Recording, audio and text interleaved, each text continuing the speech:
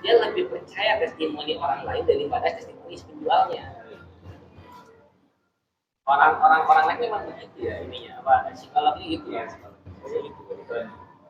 Dia tuh nggak percaya sama kata penjual, dia lebih percaya sama pembeli yang sudah beli. Sama pembeli. Yes, sama pembeli. Karena mereka yakin kalau si pembeli yang udah beli itu jujur, ya, cenderung lebih jujur dibandingkan penjual yang ngomong. Oke, itu dari segi. Nah itu lima cara sederhana ya buat riset produk yang pengen kita jual. Nah setelah kita meriset, setelah kita sudah tahu nih ya riset produknya ya, kemudian bagaimana cara milih produknya, bagaimana cara memilih produknya yang memang ini produk ini memang untuk bisnis online ya, bukan bisnis offline. Karena kita sini kan online semua kan jualannya kan. Kalau bisnis offline beda lagi cara memilih. Kalau online ada beberapa kriteria yang harus kita sortir untuk memilih produknya. Setelah kita lakukan 5 riset tadi, kemudian kita pilih produknya yang pertama. Kalau kalian ini online, usahakan cari produk yang nggak berat. Karena produknya nggak berat, kenapa harus memilih produk yang tidak berat? Karena akan berhubungan dengan ongkir. Berhubungan dengan ongkir. Dan salah satu kendala pembeli online adalah ongkir. Betul kan? Ini pengalaman saya. Saya nggak tahu kenapa bisa demikian ya. Nah, contoh gini, ada produk ketika dia dikasih diskon sekian persen dari harga jual, kemudian satu lagi dikasih diskon free ongkir, itu kenapa penjualannya lebih, berdasarkan pengalaman saya ya, itu jualnya lebih tinggi dari produk yang diskon free ongkir dibandingkan diskon persentase produk jualnya, harga jualnya yang harga. Padahal kalau kita rupiahkan secara nominal, nilai diskonnya lebih gede ya diskon harga jual. Ternyata kalau saya pelajari, saya coba analisis sendiri ya. Oh, berarti kayaknya dari sisi emosional, ongkir itu masih dianggap beban sama si pembeli. Ketika itu dilepas, beban itu dilepas, mereka senang. Wah, ongkir nih. Padahal kalau misalkan di total rupiah, gedean yang produk ongkir. Ternyata di emosional itu ngerubah ya si pembeli itu, khususnya wanita ya, customer wanita atau ibu-ibu. Mereka tuh lebih senang produk yang seperti ongkir. Itu yang menjadi salah satu keunggulan marketplace yang warna oranye. Apa yang pertama kalinya, apa yang pertama kali dilakukan sama si yang kita sebut aja Shopee lah ya. Apa yang pertama kali? Ongkir kan? Ongkir. Di saat marketplace yang lain itu kasih diskon harga produk jual, tapi ongkir itu berjalan. Nah, si Shopee ini datang langsung free ongkir, benar-benar free ongkir, kemanapun free ongkir. Akhirnya apa? Yang lain pindah. Karena ya tadi, psikolog wanita khususnya ya, itu ongkir itu masih jadi beban. Yang ketika itu dilepas bebannya, naik dia jualannya.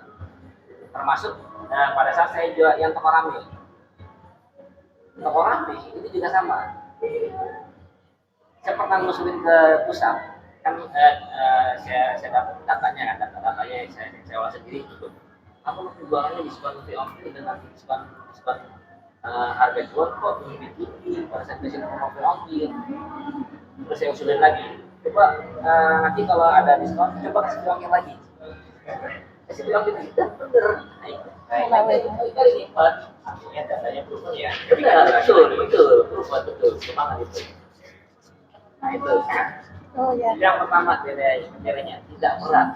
Kalau bisa cari produk yang 1 kilo itu bisa untuk beberapa item. Yang minimal banget 1 kilo 1 produk lah, berapa item lah. Minimal banget. Nah yang kedua, volume.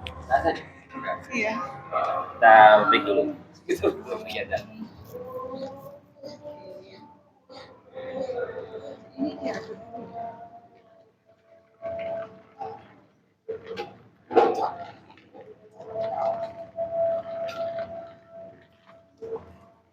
Dulu ya. Terus yang saya tanyain, emang kenapa milih produk vacuum cleaner? Ya kan, mungkin orang-orang di rumah kan beli kan gampang dibeliin. Ya mbak, betul ya.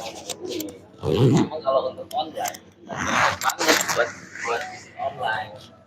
Karena berat, kemudian ya volumenya juga gede, ininya besar. Ya intinya dimensinya juga besar. Itu akan berpengaruh ke ongkir. Satu item bisa mungkin 5 kilo ada kali datang dari volume. Nah, dari situ baru ini ganti mbak, karena saya ganti ke pencari yang lain. Ya, akhirnya dia nggak jual lagi, karena dia juga itu nyetok produk itu nyetok, kan lumayan kan modalnya berapa, jadi dia ngabisin. Udah oke, oke. Us, ya order. Siapa yang bawa ininya? Ya. Jadi volumenya harus yang kecil. Kalau bisa seminimal mungkin. Kayak yang sekarang elektronik kayak gini nih, ini kan lumayan kecil-kecil ya. Lumayan kecil-kecil. Kemudian yang selanjutnya, ya, monggo. Nah, yang selanjutnya adalah cari produk yang banyak variannya, banyak modelnya. Kayak misalkan baju ya, pakaian. Itu kan satu item disebut baju, tapi kan banyak ke modelnya tuh.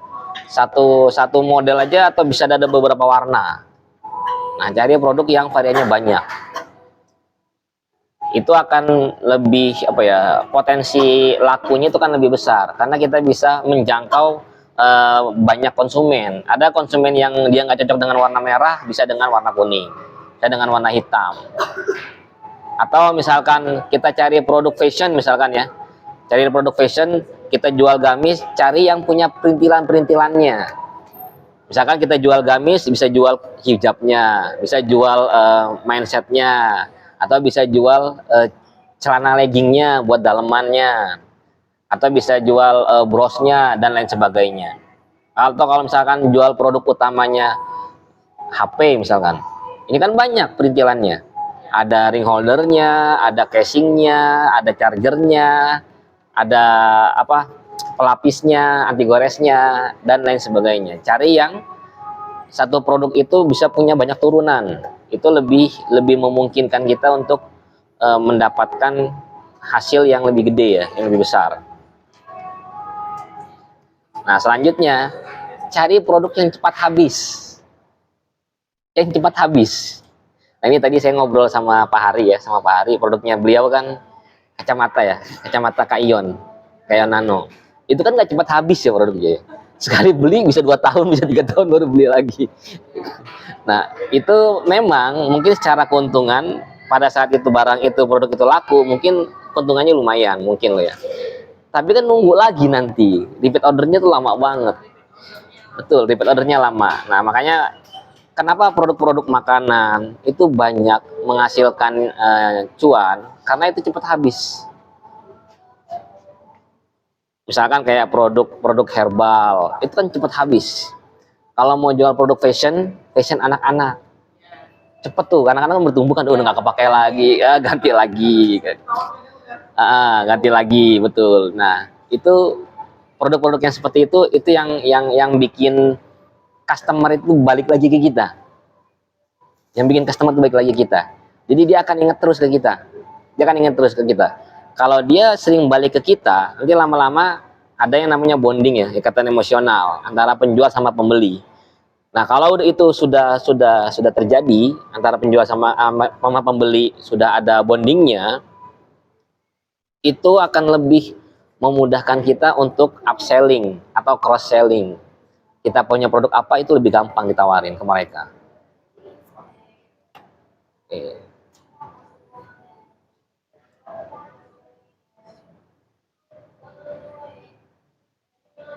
Tampil ya.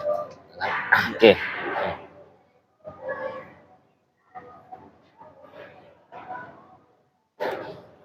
Nah, selanjutnya adalah margin yang tinggi. Nah, cari produk, ini udah pasti lah ya, semua orang pasti pengen punya keuntungan yang tinggi ya. Nah, tapi nggak semua produk itu marginnya tinggi.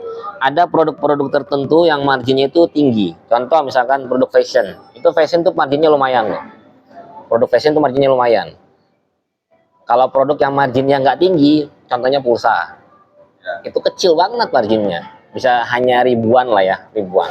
Kemudian yang kedua, produk yang marginnya tinggi, itu herbal. Produk herbal itu tinggi marginnya. Tinggi banget marginnya. Dan itu bisa dibagi. Kenapa kita cari produk yang untuk bisnis online ini yang marginnya tinggi? Supaya kita bisa bangun tim lagi di bawahnya. Kita bisa bangun tim lagi. Kita nggak nyasarnya itu ke end user, tapi kita nyasarnya ke penjual baru. Kita jadi penjual-penjual yang baru untuk kita jadikan tim. Nah itu makanya untuk mencari produk yang marginnya tinggi ini, itu benar-benar kita amati. Tapi kita sendiri nentuin apakah produk ini masuk kategori margin yang tinggi atau enggak. Kita sendiri. Kalau saya pribadi, produk itu punya margin tinggi kalau misalkan satu produk ketika dia terjual itu marginnya bisa sampai 50.000. Itu saya katakan tinggi marginnya. Karena dari 50.000 saya bisa bagi lagi. Misalkan saya dapat sebagai distributor, saya distributor 50.000, saya bisa bagi ke tim lagi. Saya ambil 10.000 aja, nggak usah banyak-banyak.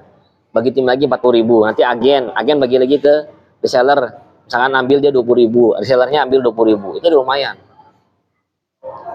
Atau kalau misalkan kita ambil produk 20.000, katakan tinggi lah ya, katakan tinggi 20.000 satu item, kita ambil sebagai distributor, kita ambil 5.000. Nanti agen ambil lagi 5.000. Buat agen 15.000. Nanti dia bagi lagi. Nah, kalau kita sudah dapat produk yang marginnya tinggi, itu akan lebih gampang. Kita mencari pasukan kita. Karena biasanya dalam sebuah tim penjualan, kan ujung tombaknya kan reseller ya. Ujung tombaknya reseller kan. Nah, si reseller ini itu harus kita kenyangkan dulu. Paham ya maksudnya ya? Reseller ini aturannya dia harus mendapatkan diskon atau komisi yang lebih tinggi daripada agen dan distributor. Itu aturannya. Karena kalau misalkan si reseller ini keuntungannya lebih kecil daripada agen atau distributor, kalau dia sampai tahu, biasanya baper.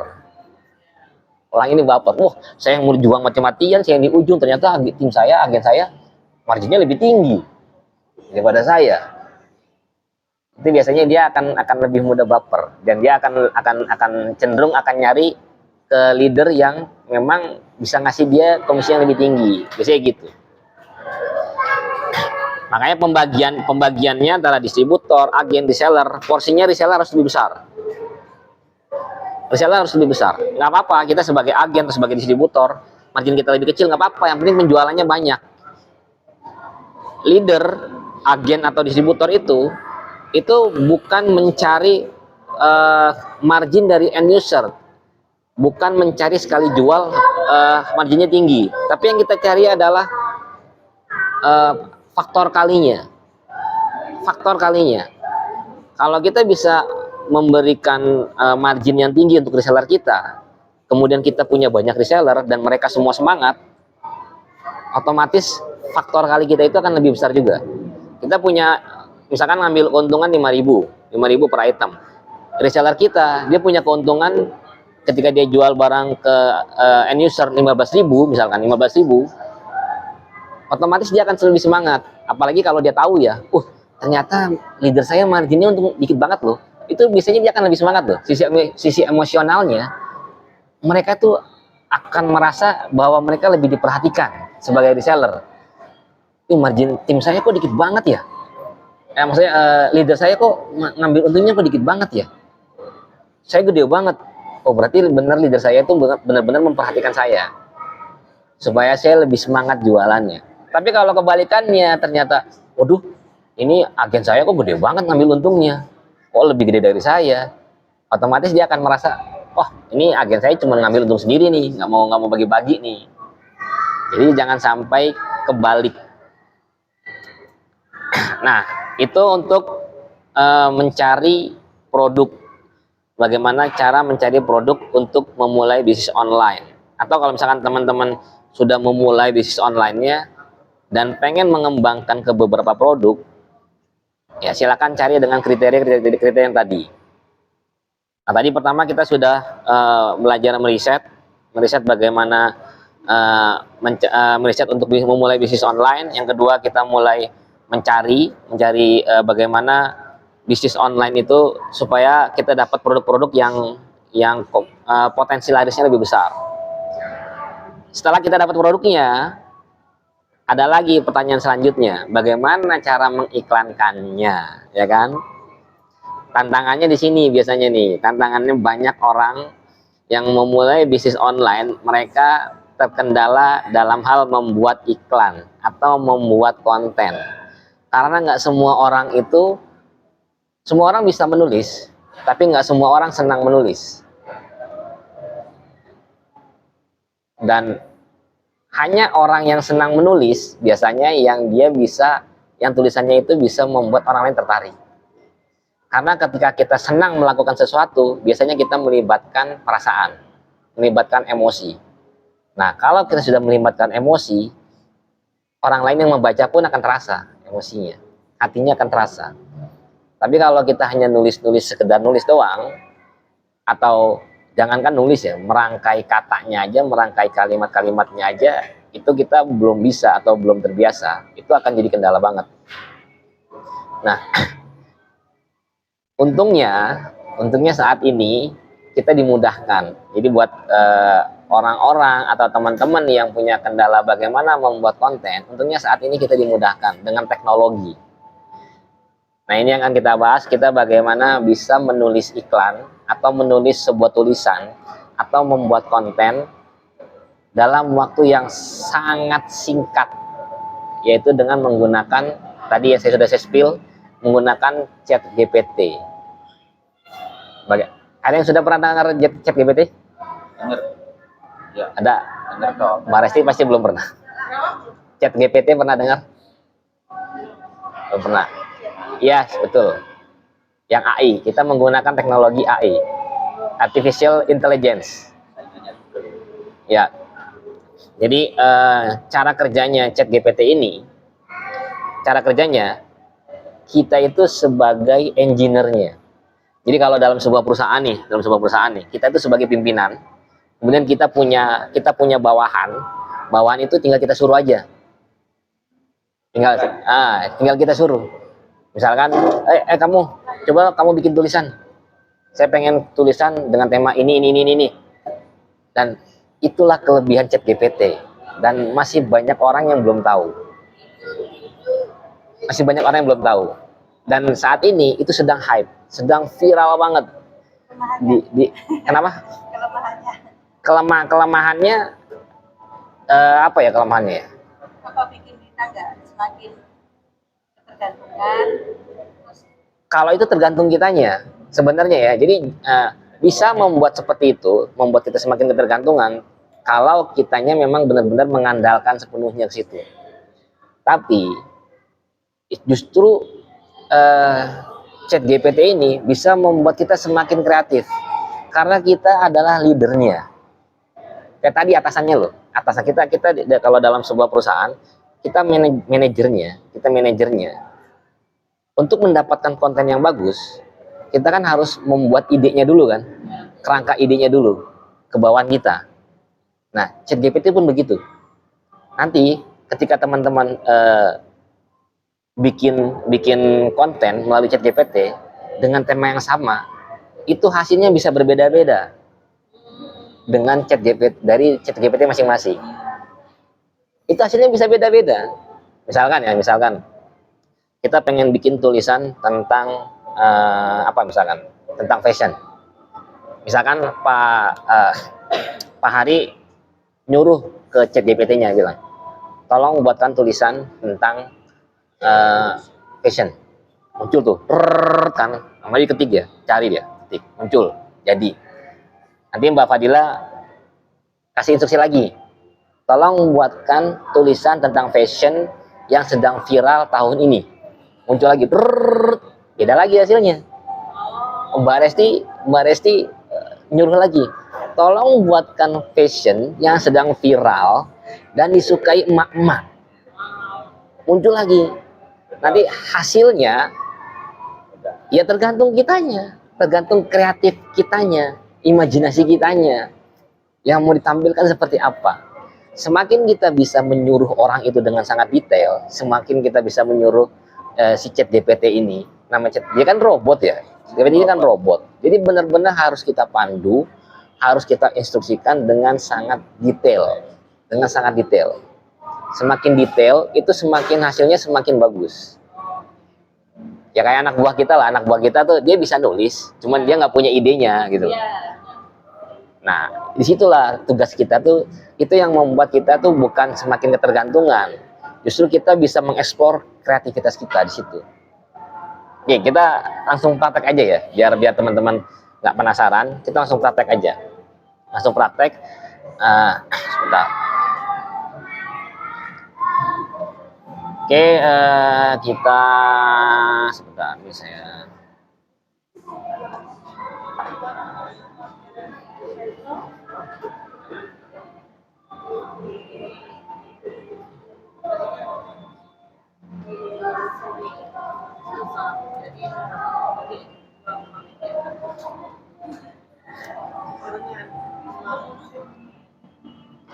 Oke, sekarang nih kita teman-teman buka HP-nya masing-masing.